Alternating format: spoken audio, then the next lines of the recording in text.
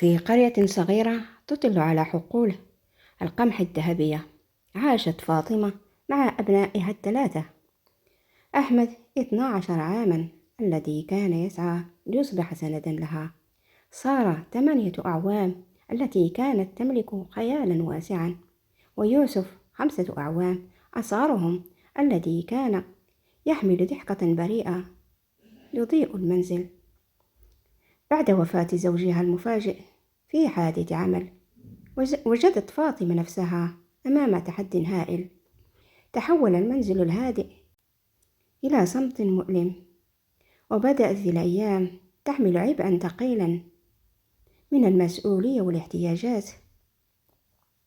تركت الحياة لفاطمة صندوقا خشبيا قديما مليئا بالذكريات وقليل من المال.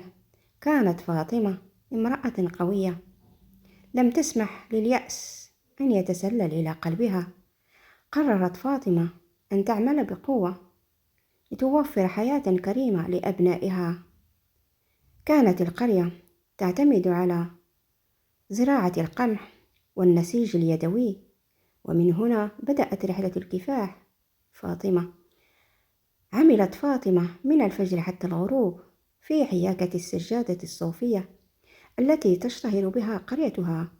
كانت أصابعها تتألم، لكنها كانت تذكر وجوه أبنائها المبتسمة، فشعرت بقوة متجددة.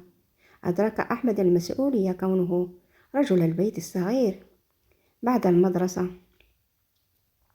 كان يذهب ليساعد جاره الشيخ عمران في جمع المحصول مقابل بعض القمح أو المال القليل. كان يرى أحمد في عرق جبينه شرفا وليس عجزا. وسارة الصغيرة موهوبة في الرسم. لاحظت فاطمة أن السجادة التي تنسجها تباع بشكل أفضل عندما تضيف سارة إليه رسومات بسيطة بالألوان الزاهية.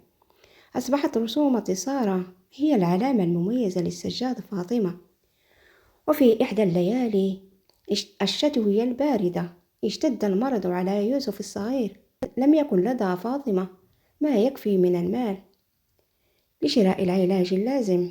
شعرت فاطمة بالخوف يشتد عليها للمرة الأولى منذ وفاة زوجها.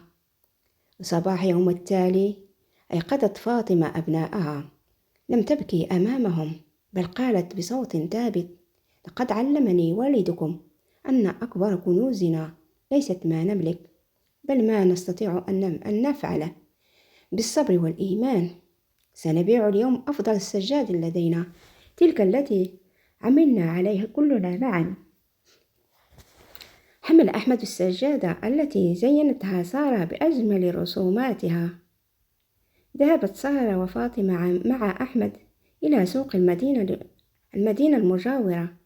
كانت السجادة مميزا ببراعة النسيج وجمال الرسومات. جذبت انتباه تاجر كبير كان يبحث عن حرف يدوية نادرة.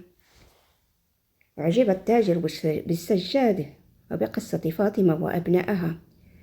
لم يكتفي بشرائها بسعر مضاعف، بل عرض على فاطمة أن تكون المورد الرئيسي له من القرية. في تلك اللحظة شعرت فاطمة بأن نور الأمل قد عاد ليملأ قلبها. لم يكن هذا انتصارا ماليا فحسب، بل كانت أكيدا على أن العمل الصالح، الصبر والحب الذي يربط عائلتها، هو القوة التي لا تقهر.